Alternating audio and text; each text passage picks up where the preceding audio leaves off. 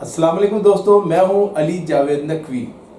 وزیر اعظم شہباز شریف اپنی کرسی بچانے کے لیے ہاتھ پاؤں مار رہے ہیں۔ صدر زرداری کی بھی خواہش ہے کہ موجودہ سسٹم چلتا رہے۔ حکومت نے تحریک انصاف سے مذاکرات کے لیے محمود خان اچکزئی سے رابطہ کیا ہے۔ 2/3 اکثریت تو حکومت کے پاس رہی نہیں۔ اب بعض آئینی ترامیم اور قوانین کے لیے انہیں سینٹ اور قومی اسمبلی میں مولانا فضل الرحمان کی ضرورت پڑ گئی ہے۔ اس وقت مولانا فضل الرحمان کی چاروں انگلیاں گھی میں اور سر کڑھائی میں ہے۔ جو فرمائش کر رہے ہیں حکومت پوری کر رہی ہے۔ اڈیالہ جیل میں عمران خان پر سختیاں بڑھا دی گئی ہیں، ملاقاتوں کی خبریں بھی ہیں۔ بلوچستان میں کسی بھی آپریشن کا بڑا خمیازہ بھگتنا پڑ سکتا ہے، اس لیے بہت احتیاط کی ضرورت ہے۔ دوستو، اگر آپ نے ابھی تک ہمارے چینل کو لائک اور سبسکرائب نہیں کیا تو چینل کو سبسکرائب کر لیں تاکہ آپ کو ہماری معلوماتی ویڈیوز ملتی رہیں۔ آج کی سب سے اہم اور بڑی خبر تو یہی ہے کہ مسلم لیگ نون نے محمود خان اچکزئی سے رابطہ کیا ہے تاکہ تحریک انصاف سے مذاکرات شروع کیے جائے۔ عمران خان نے فوج سے مذاکرات کے لیے نمائندہ مقرر کرنے کا کہا تھا، لیکن فوج نے براہ راست مذاکرات سے انکار کیا۔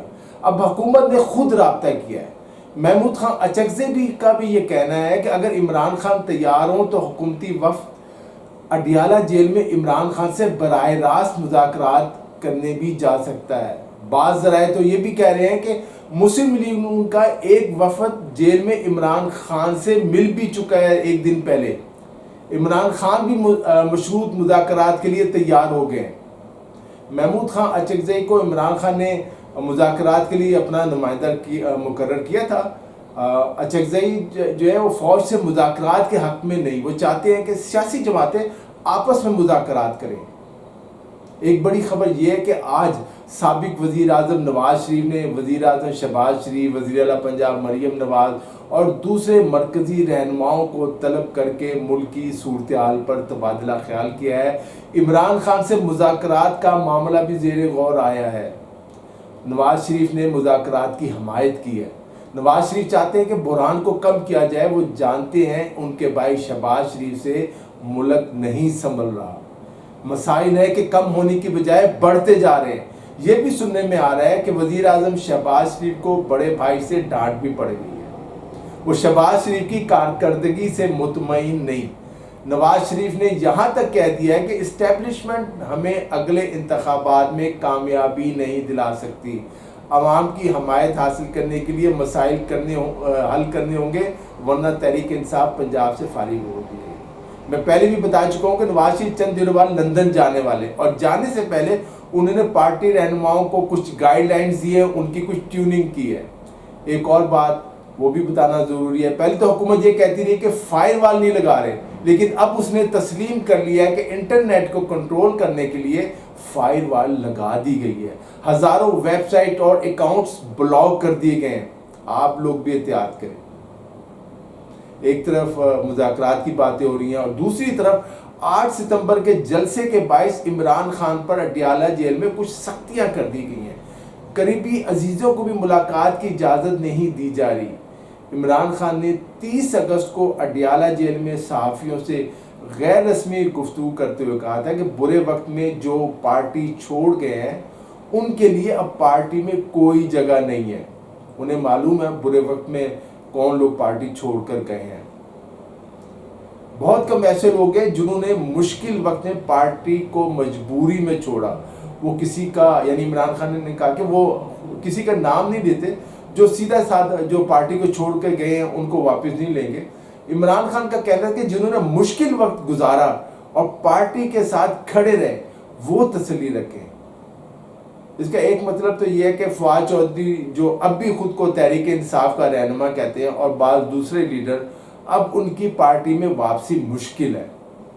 عمران خان کی بہن علیمہ خان نے بھی یہ بات کہی ہے کہ عمران خان پر اب جیل میں سختیاں شروع کر دی گئی ہیں، لیکن وہ جھکنے اور معافی مانگنے کے لیے تیار نہیں۔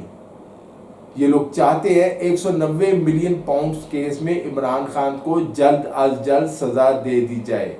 عمران خان سے فیملی والوں کو ملنے نہیں دیا جاتا۔ بہرحال علیمہ خان کا بھی حوصلہ بلند ہے اور وہ چاہتی ہیں کہ عمران خان کو جلد از جلد رہائی ملے، وہ کوشش کر رہی ہیں۔ جہاں تک 8 ستمبر کے جلسے کا تعلق ہے، اس کے لیے تیاریاں جاری ہیں، تاہم لاہور کا 15 ستمبر کا جلسہ جو مینار پاکستان پہ کیا جانا تھا منسوخ کر دیا گیا۔ اس سے پہلے لاہور میں 27 اگست کو جلسہ کرنے کا کہا گیا تھا، وہ بھی منسوخ کر دیا گیا تھا، جس سے کارکنوں میں مایوسی بھی ہے، کچھ شکوک و شبہات بھی پیدا ہوئے ہیں۔ علیمہ خان بھی یہ سمجھتی ہیں اور وہ بعض رہنماؤں خاص کر علی امین گنڈا پور اور بیرسٹر علی گوہر پر الزام بھی لگا چکی ہیں کہ یہ لوگ عمران خان کی رہائی کے لیے کچھ نہیں کر رہے۔ وفاقی حکومت نے سپریم کورٹ کے ججز کی تعداد بڑھا کر 23 کرنے کا فیصلہ کیا۔ حکومت یہ کیوں کرنا چاہتی ہے؟ آپ اچھی طرح جانتے ہیں کہ اپنے حق میں فیصلے لے سکے۔ حکومت نے قومی اسمبلی میں سپریم کورٹ ترمیمی بل پیش کرنے کا فیصلہ کیا ہے، جس میں چیف جسٹس کے علاوہ سپریم کورٹ کے ججز کی تعداد 22 کرنے کی تجویز دی گئی ہے۔ حکومت کا دعویٰ کہ اس طرح سپریم کورٹ کے جو زیر التوا کیسز ہیں انہیں حل کرنے میں مدد ملے گی۔ اس میں بہرحال حکومت کی نیک نیتی شامل نہیں ہے۔ اب بل کو منظور کرانے کے لیے حکومت کو مولانا فضل الرحمان کی ضرورت ہے۔ مولانا فضل الرحمان کے پاس اس وقت سینٹ میں 7 اور قومی اسمبلی میں 7 نشستیں، 1 کا ذرا رول ہے۔ مولانا اگر حکومت کا ساتھ دیتے ہیں تو بل کی منظوری کے لیے نمبر گیم پورے ہو جائیں گے، یہ حکومت کا خیال ہے۔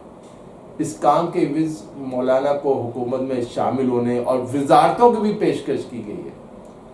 مولانا کی صدر آصف علی زرداری سے بھی ملاقات ہو چکی ہے اور اب وہ وزیر اعظم جو ہے شہباز شریف چند دن انہوں نے مولانا کا انتظار کیا کہ وہ آ جائے ملنے، لیکن جب وہ وزیر اعظم ہاؤس نہ آئے تو وزیر اعظم خود مولانا سے ملنے ان کے گھر پہنچ گئے۔ حکومت ابھی تک یہ کوشش بھی کر رہی ہے کہ کسی طرح جسٹس قاضی فائز عیسیٰ کی مدت ملازمت میں توسیع کر دی جائے۔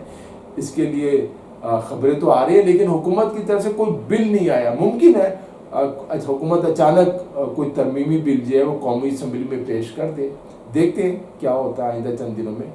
خیبر پختونخوا کے علاقے کراچی میں ایک افسوسناک واقعہ پیش آیا ہے، جہاں پاک فوج کے آفیسر لیفٹیننٹ کرنل خالد امیر، ان کے بھائی آصف امیر، فہد امیر اور ایک رشتہ دار کو مسلح دہشت گردوں نے اغوا کر لیا۔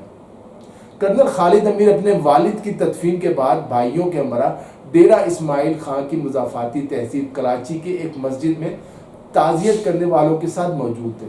اس واقعے پر کالعدم تنظیم تحریک طالبان پاکستان کے گنڈا پور گروپ کے جو ہے نامعلوم افراد کے خلاف مقدمہ درج کر لیا گیا ہے۔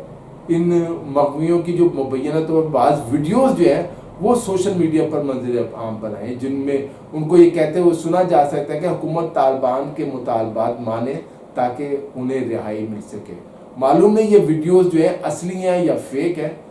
بہرحال یہ بہت سنجیدہ اور افسوسناک واقعہ ہے۔ ایک طرف بلوچستان میں فورسز پر حملے ہو رہے ہیں، دوسری طرف اس طرح کے واقعات ہو رہے ہیں۔ وزیر اعظم شہباز شریف بھی کوئٹہ گیا جہاں انہوں نے اجلاس کی صدارت بھی کی۔ کوئٹہ میں علیحدگی پسندوں اور دہشت گردوں کے خلاف ایک مربوط آپریشن کی خبریں چل رہی ہیں، لیکن دوسری طرف سینیٹر شبلی فراز اور بعض قوم پرست جو بلوچ رہنما ہیں ان کا کہنا ہے کہ طاقت کا استعمال کیا گیا تو نتائج مزید خطرناک ہو سکتے ہیں، اس لیے بات چیت کا راستہ ہی اختیار کیا جائے۔ میں اپنی کئی ویڈیوز اور تحریروں میں کہہ چکا ہوں کہ اس وقت بلوچ علیحدگی پسندوں کو بھارت اور یہ بھی ہو سکتا ہے کہ CIA کی مدد بھی حاصل ہو۔ بھارت کا مقصد یہ ہے کہ بلوچستان میں پاکستان کے لیے حالات خراب کرے، پاکستانی فورسز کو وہاں انگیج کر دے۔